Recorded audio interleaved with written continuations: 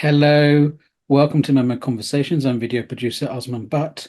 On the 15th of May 2022, Palestine Action Group based in the UK staged a protest outside the Bristol headquarters of the Israeli arms company. As part of the protest, Palestine Action Group aimed to disrupt Elbit Systems operations and went through the windows to gain access to the site and barricade themselves in.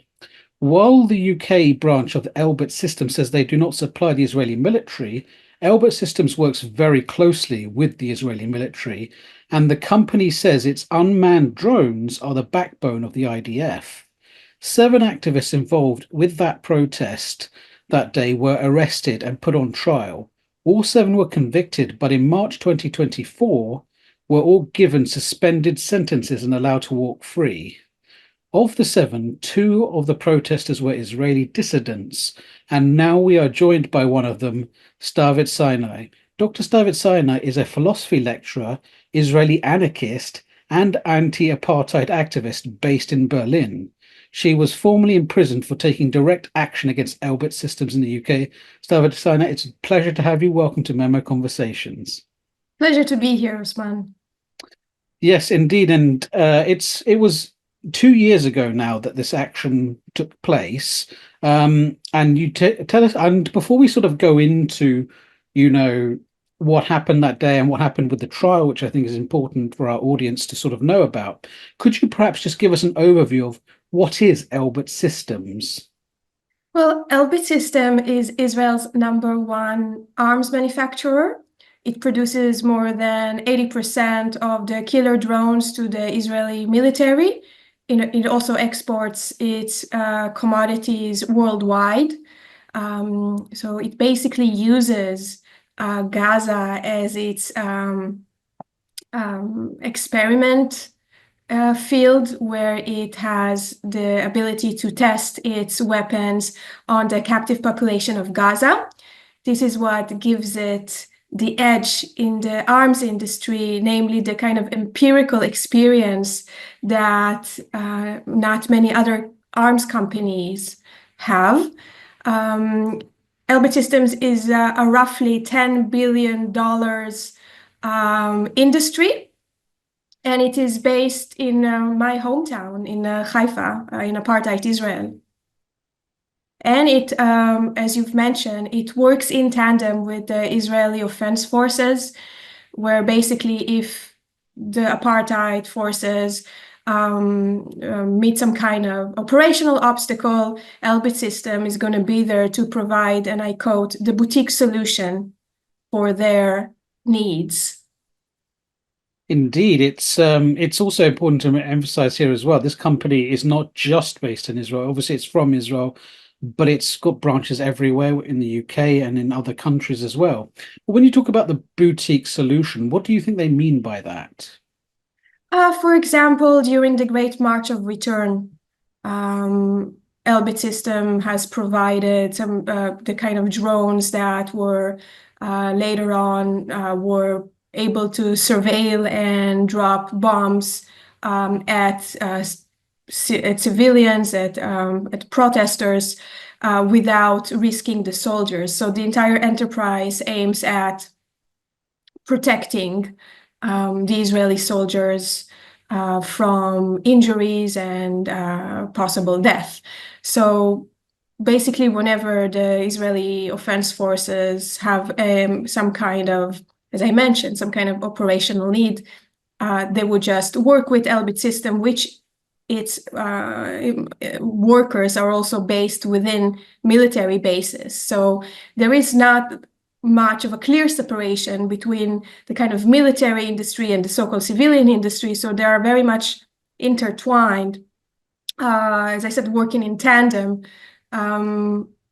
For example, now we just had, just to give an example, we just had 10 activists currently imprisoned for the Filton action that took place as well in Bristol, where the Filton 10 managed to find a killer drone that is currently being used in Gaza.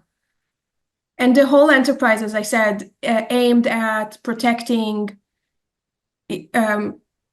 like military lives, if you can say that, basically shielding Israeli soldiers from combat. So it actually really goes against, like, maybe just mention like my background as really embedded within Greek philosophy and history, where in Greek culture it was shameful to return from battle without one's shield. So one was, you can say, very much obligated to die in combat on one's shields, on one's sword. And it was extremely shameful to return from battle. So this ethos is completely contradictive of the Israeli ethos, which is to protect oneself from combat and to basically wreak havoc among civilian lives. And it's important to emphasize here as well that in the current wars that are being waged in Gaza and Lebanon, these drones and many other drones are in heavy use. We see drones being used all over the place for surveillance, for attack, for various things. It's very much part and parcel of what's going on. And it's also interesting when you mention the fact that this company specifically sees Gaza as a kind of playground, because there is this long history of Israel referring to the occupied Palestinian territories as their lab. And their big selling point for Israeli weapons around the world is that they're battle tested. Yeah, exactly, exactly. This is how they market their weapons, as battle tested, namely tested on Palestinian people of Gaza. So they basically experiment with their weapons on the captive, as I said, the captive population of Gaza, to be able to enhance their profits in the industry. Indeed. Now, if you would take us to the day, I mean, you did this protest on the 15th of May 2022, which is Nakba Day for Palestinians, where they commemorate the dispossession and ethnic cleansing and expulsion from historic Palestine in 1948. And so this was, I think, to mark that day. But could you perhaps tell us, before we sort of go through what happened on the day, what was the initial idea or plan for what you were trying to do that day? So basically, we had the reason to believe that on the top floor of the Bristol headquarter site, there were drones that are being produced. Based on information we researched into and gathered, Bristol headquarter is the center where all the different parts of the drones are being assembled and being like put together, where the program is being implemented in the software. So we had the reason to believe that it's located on the upper floor, and the kind of overall aim was to gain access to the factory while smashing everything we see on our way, and basically dismantle the means of production and the weaponaries and the means of destruction that we might find there. So that was the goal. Of course, also that was the kind of very specific goal, but the overarching goal was to shut the factory down and prevent it from operating on a wider scale. And also, this is the place where, as I said, the kind of assembled commodities, the assembled products or weapons are being shipped to apartheid Israel. So the goal was to prevent the weapons from being shipped to used in the course of genocide. I think the action also successfully raised awareness that this was actually happening in the UK and in places like Bristol, that this company was here and that it was doing this. Because I think when you're sort of in many different parts of the UK or any other country in the world, you might drive past a building which belongs to a certain company and not know what it does really. And so I think it maybe this highlights that as well. Yeah, I mean, like the arms industry is hidden behind civilian facade. It is located within civilian areas. And this is how it also kind of gained legitimacy by hiding itself to be just a regular workplace. Yes, it's the arms companies are using civilian shields.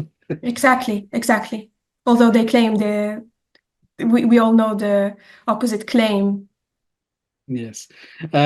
So talk to us then, what actually happened on the day itself? So on the day itself, we basically were dropped by a few cars, and we immediately, as we reached the site, we immediately started storming the site to gain access to the interiors. So we broke the doors. We had sledgehammers and different crowbars and other tools to gain access. It was very quick. One of our comrades, very brave comrade, has managed to find entrance through the main door, and we all kind of went through. We met security, like so-called security personnel that also attacked some of our members, attacked Ronnie Barkan, leaving him with a broken rib, causing other injuries to our other comrades, including hitting one of our comrades on the head, dragging us away. So we met with kind of very severe violence, although we pledged to not engage in any violence towards whoever we might meet. Immediately, we were able to regain access to another part of the factory. It was a conference room, and we barricaded ourselves, trying to find, using bolt cutters and like ladders, trying to gain access to different parts of the factory with the intention of, as I said, basically dismantle everything, breaking the computers, just causing destruction with the intention to shut the factory down, and which was indeed very successful in that sense.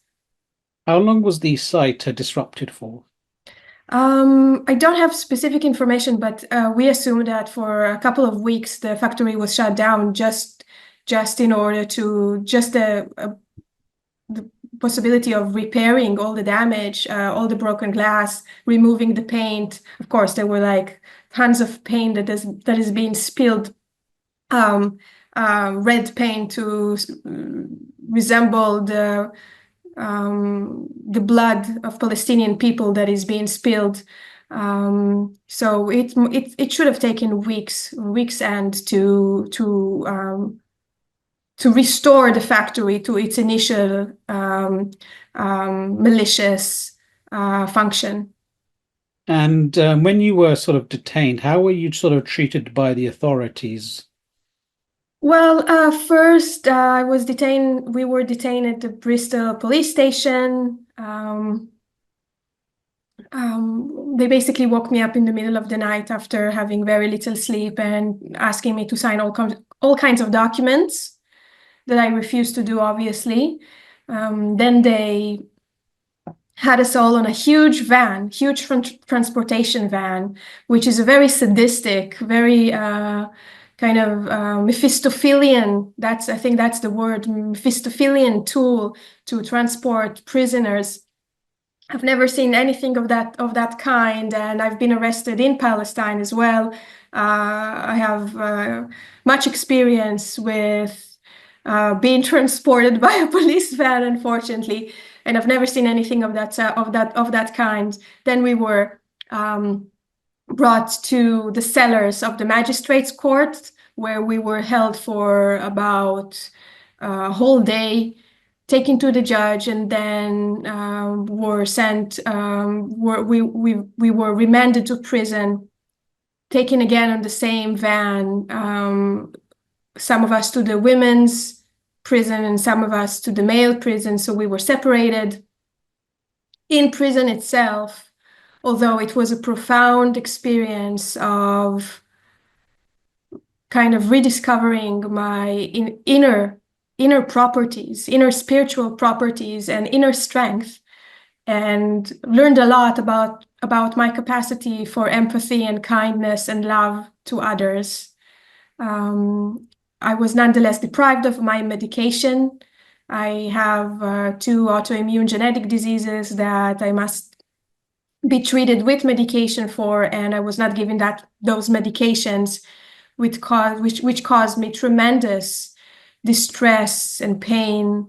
I was also isolated for a very long duration of time, more than 3 weeks, which is also tantamount to torture under the Geneva Convention.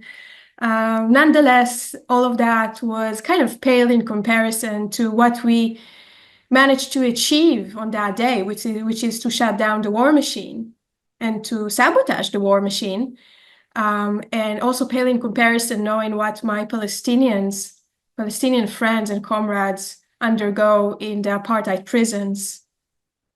So before we sort of move on to the trial itself, could you perhaps tell us, you've mentioned, this was a very trying experience being in prison, though you got through it. Has this sort of left any like psychological markers on you? How has it impacted your life since then? Well, while I was in prison, I wrote a memoir, which was later on published at Freedom Press, which is an anarchist publishers established, founded by Kropotkin. And it's available online. So that experience, as I said, was was the most profound experience of my life. And indeed, I suffered physically, but I knew that my sufferings are framed within a wider sense of meaning. And what greater meaning is there than to be able to put an end to a crime, than to shut down the war machine? So I felt the only fear I had in prison, that I won't be worthy of my suffering, that it would be in vain. And indeed it wasn't, because when I was released, I was able to kind of reassess the great achievements that we attained. And it was actually an experience of pure bliss and happiness, knowing that I was there after having been successful in shutting down the war machine. Indeed. And so we now sort of want to talk a bit about the trial itself, because obviously, this event happened 2 years ago. You were, we know obviously you were convicted, but given a suspended sentence in March. But during the trial, you presented a lot of evidence about what Elbit Systems does, and so on. But this wasn't, from what I can tell, taken into consideration when it came to the actual verdict itself. So could you perhaps talk to us about what happened during the trial?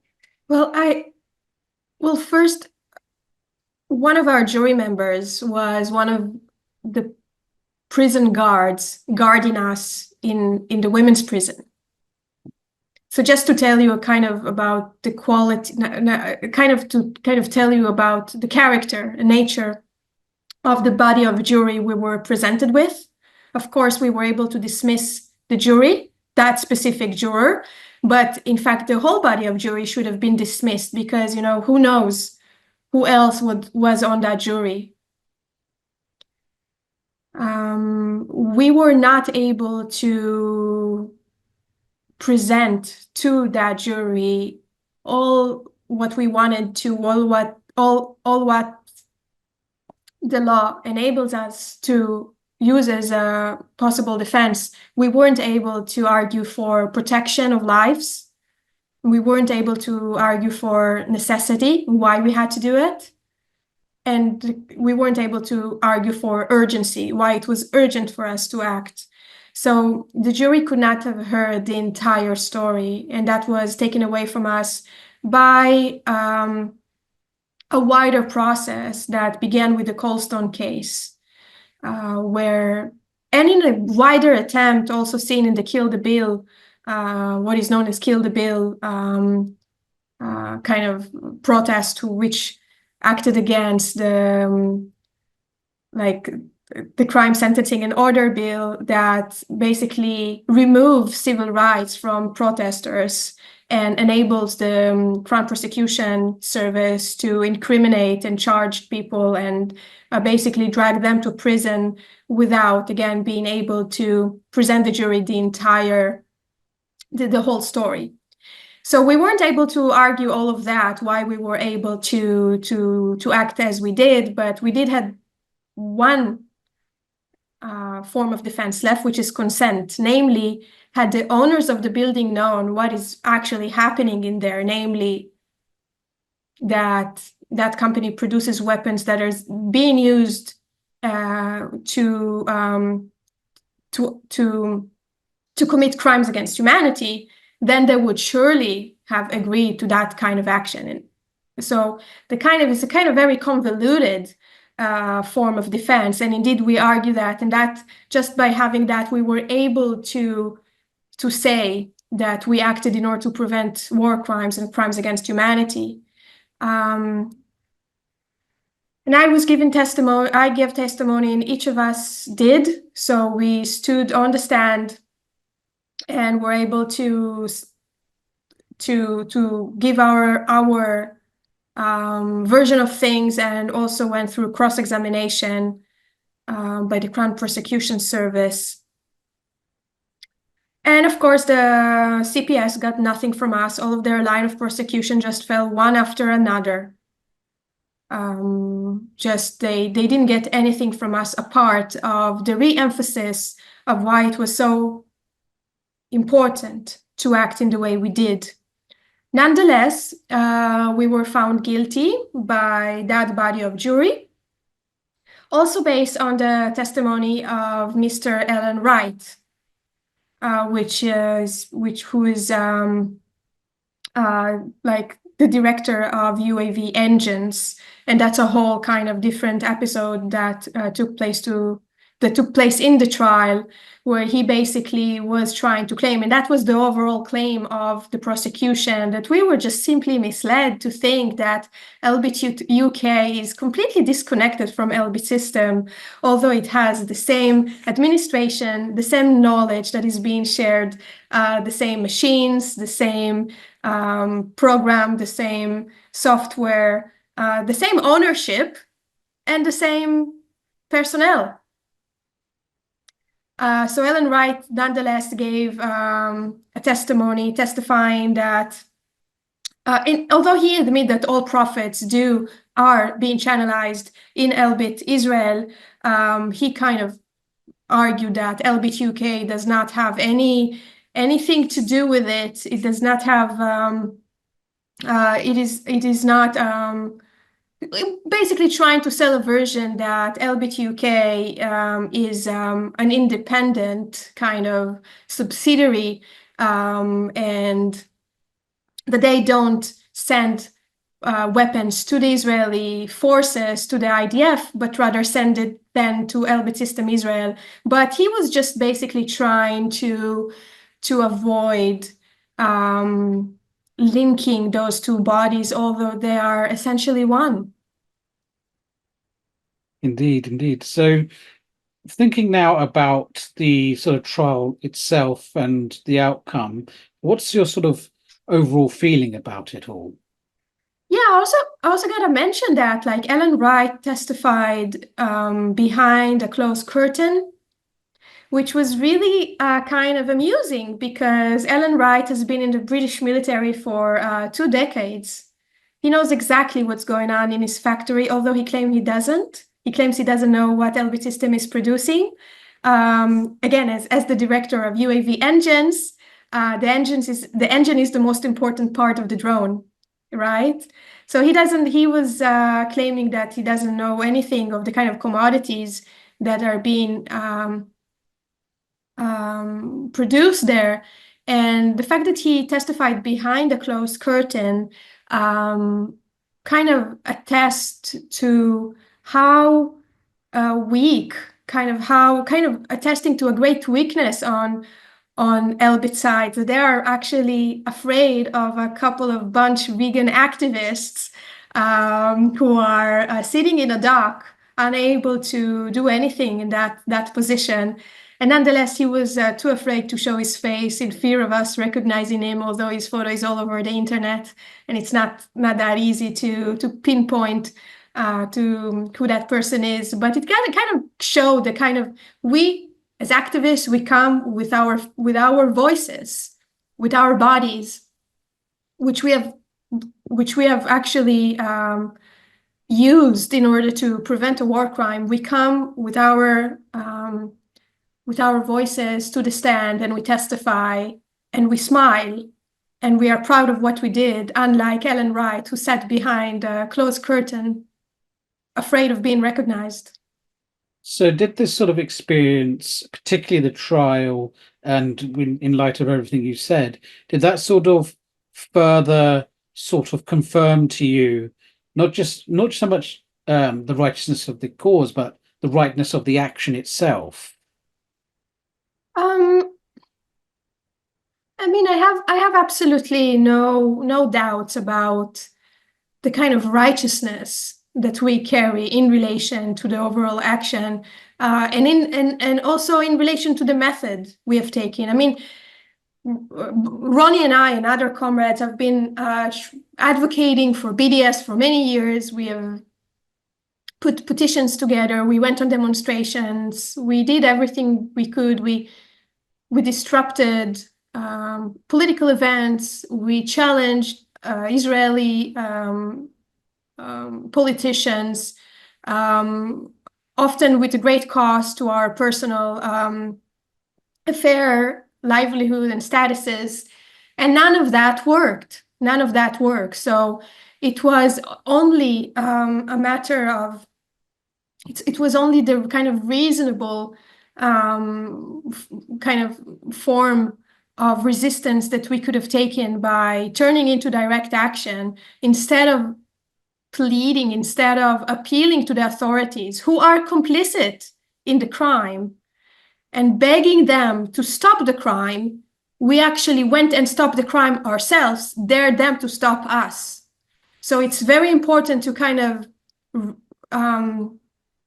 change the power relations between those who are perpetuating and committing the crime and are complicit in the crime against those who dare to stop them. It is not for us to waste energy appealing to the oppressor, but it's up for the oppressor to try and stop us from doing what is righteous.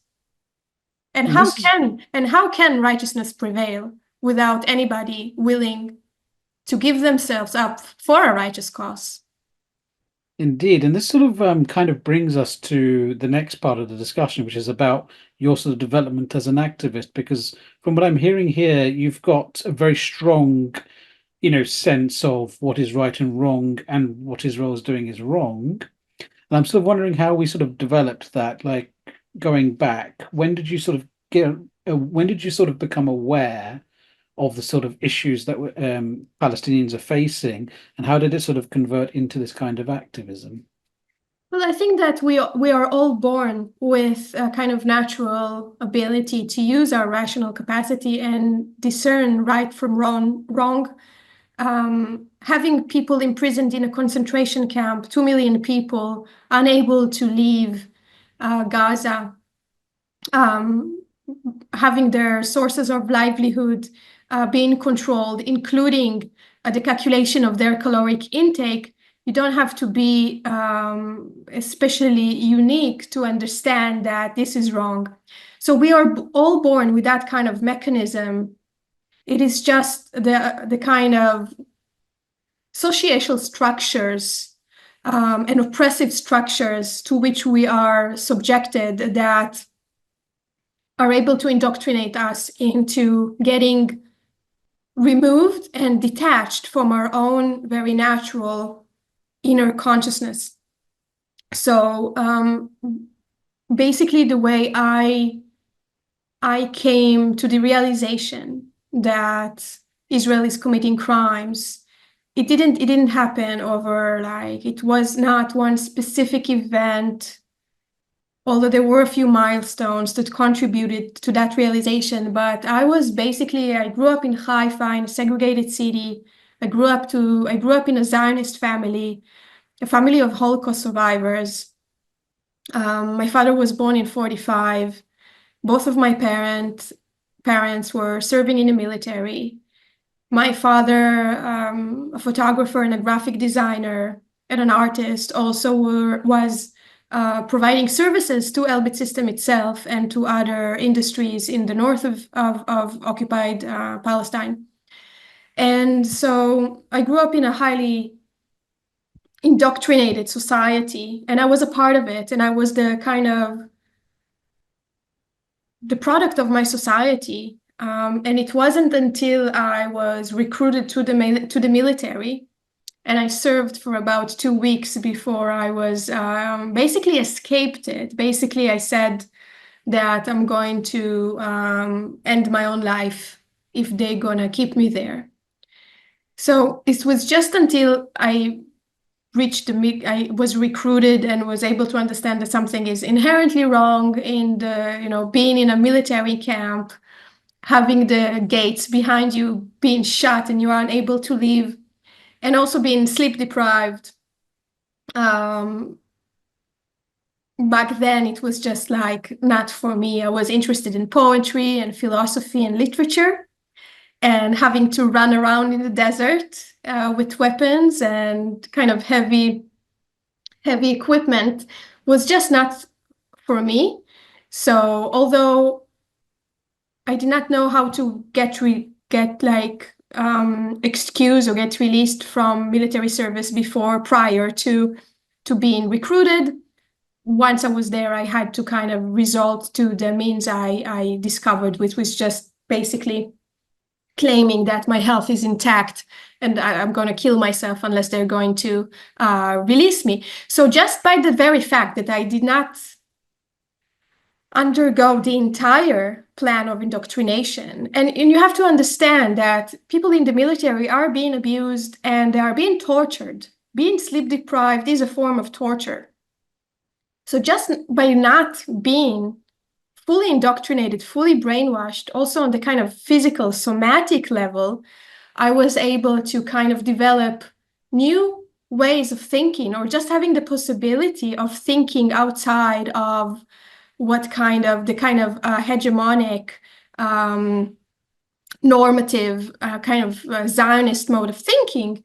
And I was also, because you see like people who are serving like, let's say 3 years or 4 years in the Israeli military, they cannot look back and say, oh, I was a real idiot spending all this time in the military. I could have just, I could have, I don't know, do a degree instead of that, or go traveling, or or fall in love, No, it's not the case. People cannot deal with the cognitive dissonance revolving their military service. But I was spared of that. And instead of going to the military, I went to the university, where Tel Aviv University, or Sheikh Munis University, as it's supposed to be called, after the village that is still beneath the university. So I was privileged enough to gain higher education and meet very radical professors who taught me about colonization and taught me about apartheid and taught me about decolonization. It's the first time when I've seen the movie The Battle on Algiers. And I kind of realized, okay, like we've seen that film and we all realized, okay, we are the French in this story.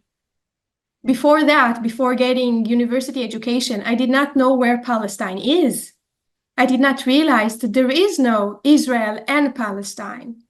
There is Israel on top of Palestine. I did not understand those as the same entities. So, and also in light, or because of an event that happened around that time, around 2004, about 20 years ago, right? There was a Palestinian girl who got murdered by Israeli officers in the West Bank, I believe, and that's something that happens on a daily basis. But this specific incident or case was so outrageous because the soldiers went to commit a procedure that is called execution after death. So they basically went and stabbed her and shot her again and again to kind of make sure, to assure that she is dead. And that caused tremendous outrage around campus.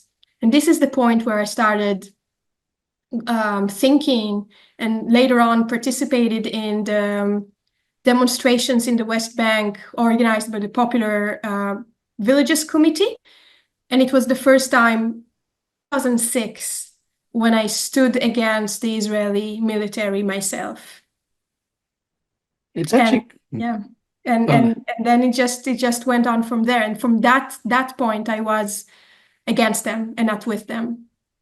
It's really important to highlight a few things there, because I think by choosing to leave the military, that's not an easy decision to make in a society like Israel, which it's often remarked that most states have an army. In Israel, the army has a state, because of course everyone sort of has to do it by law, and wherever you go in Israeli society, the military follows you. So if you go to a job interview, even if you're just being a waiter, question you're asked, one of them, where did you serve? And so it's a very big thing in that country not to actually serve. It's, you're not pulling your weight if you're not doing it, is the idea. But it can be even more extreme depending on, your family and your circumstance. Certainly not an easy one. And also for a lot of people, it's how they sort of learn about their attitudes towards life, isn't it? I mean, a lot of Israeli attitudes towards Palestinians and others are formed in those military years and the build up to it. So it's a very big thing, isn't it? Yeah, it was. But like for me back then, I was like 18. It was 2003, and I just couldn't bear it. I was not highly politicized or radicalized in that moment. I just couldn't bear it. I couldn't wake up in the morning in 5 a.m. and running around in the desert, or having to clean up the room all day long, or sleep with my weapons. It was just not feasible. It was just not realistic. For me, I was discovering, I mean, again, it's like one's formative years, and I discovered that indeed I was more of a hedonist than I was a patriot, to put it. And today I'm very much interested in hedonistic philosophy, but that form of hedonism and being spoiled and understanding that that's not a way to live, and that my freedom was more important to me. And once one is entering a military basis as a soldier, they're being deprived of their agency. They can't just leave and go to the beach. It's impossible. You have to get permission. And that was just inconceivable in my mind, because still I had, even when I was 18, I had the awareness that I'm free and that my freedom is uncompromisable, and I'm not gonna give it away. And that my freedom, my ability to just go and live and do what I want is the most important, and it's above all. And it not in the very kind of egoistic way, but just a matter of having a free will and wanting to execute my free will and having no authority above me. So this kind of actually draws to, this is why I became an anarchist. I don't believe in a hierarchical structure of authorities, and I subject myself to no authority above that of reason. And it's also and it's also sorry, you want to no, please go ahead. No, I was just going to add as well, when you were also talking about the issues you were having with it. I mean, we're seeing a lot in the Israeli press, a lot of reports now about soldiers having complete mental breakdowns. And there was a report I saw the other day about one particular platoon where there's normally 30 soldiers serving in it. And they were going on their 11th tour of Gaza back in September, and only 6 turned up. Everyone else is off for either medical or psychological reasons. So there's a lot going on within the society right now in that regard. I believe that the biggest statistically the biggest body of casualties and death happens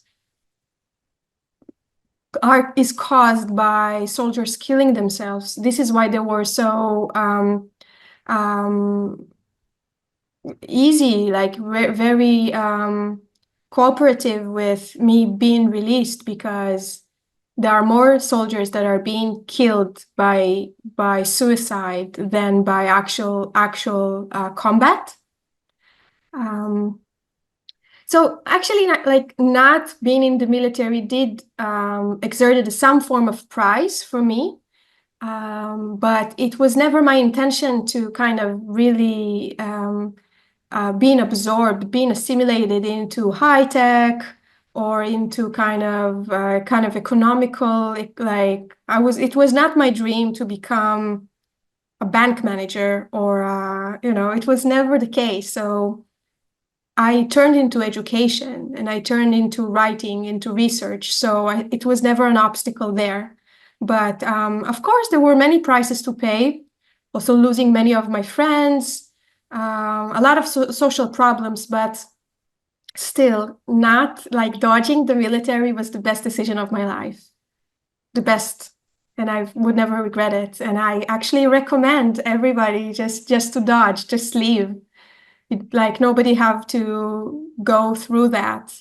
And I'm also very happy if the authorities, would pick that up, that I actually gave them an excuse just in order to dodge the military, let them prosecute me by all means. Indeed, indeed. And now I sort of want to turn to dissent within Israel and its Yeah. situation right now, because of course there's always been dissidents within Israel itself, but at certain time it's obviously not easy to be a dissident, again, depending on your specific circumstances. I mean, you can get horribly abused. Yeah. If you're well known in the streets, you can just, if you're out on a stroll one day, you can get abused that way. There's all sorts of things. What is the sort of, based on what you're seeing now, what is the sort of space for dissenting voices?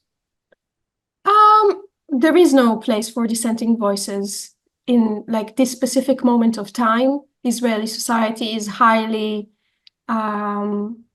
mobilized into their genocidal aspirations. It's very kind of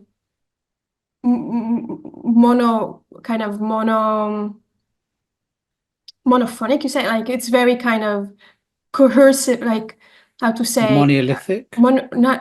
sorry, it's like speaking in one voice, and Hmm. that voice seeks revenge, and there is no room for other voices, or like, although it claims, I mean, like one of the biggest lies of Israeli democracy and of being pluralistic and having a variety of opinions. Well, we know it's nothing but rubbish, frankly. The same as it is in Western democracy, Western liberal democracies. And we know it since the 1920s. It's nothing but rubbish. It's nothing but a facade to pacify the population and to keep it subjected to the powers that be.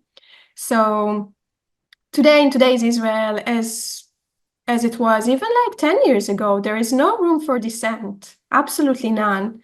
Although very few do find ways um, to engage in meaningful resistance by joining the popular resistance in the West Bank and by escorting Palestinians and helping them, for example, harvesting their trees and their lands and so on. So there are forms of resistance, but it's very on the very margins of society. It's now there are some organizations which I personally find despicable, such as Standing Together. It's really like beyond despicable, because they pretend to engage in some kind of objection to the current regime, to the current government, while they still engage in liberal Zionist politics. So there are many leftist organizations which would claim to be anti-occupation and so on, they would never say the word apartheid, but they would say, yeah, we stand against occupation or we stand with Palestinian, but they still, nonetheless, reproduce and maintain a concept of Israel as a Jewish state, namely as a supremacist, racist state. And this is something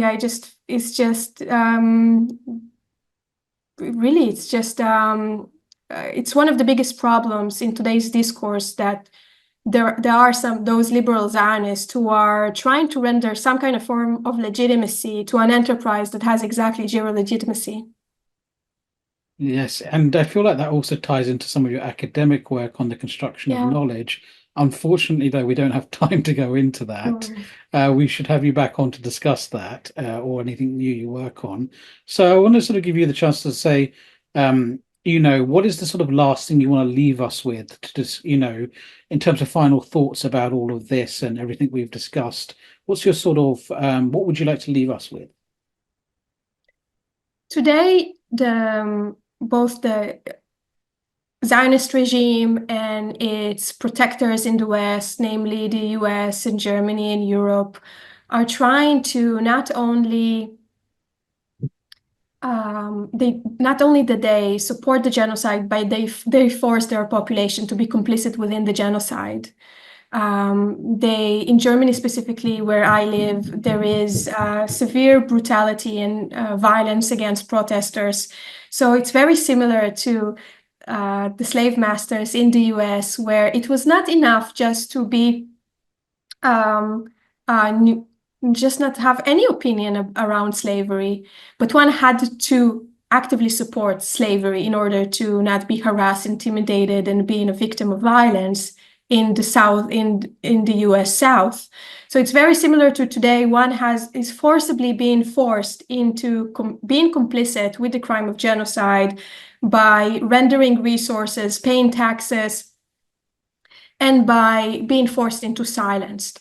Now, maybe the last point I want to make is that it's actually, and it's better to actually go to a physical prison than to be kept in the mental prison that the state inflicts upon us. Dr. Stavit Sinai, thank you for talking to us at MEMO Conversations. Thank you, Usman. And to our audience, thank you for tuning in. If you missed this one and would like to catch up with it or see previous MEMO Conversations, you can go to our website. But please do tune in next time for more MEMO Conversations.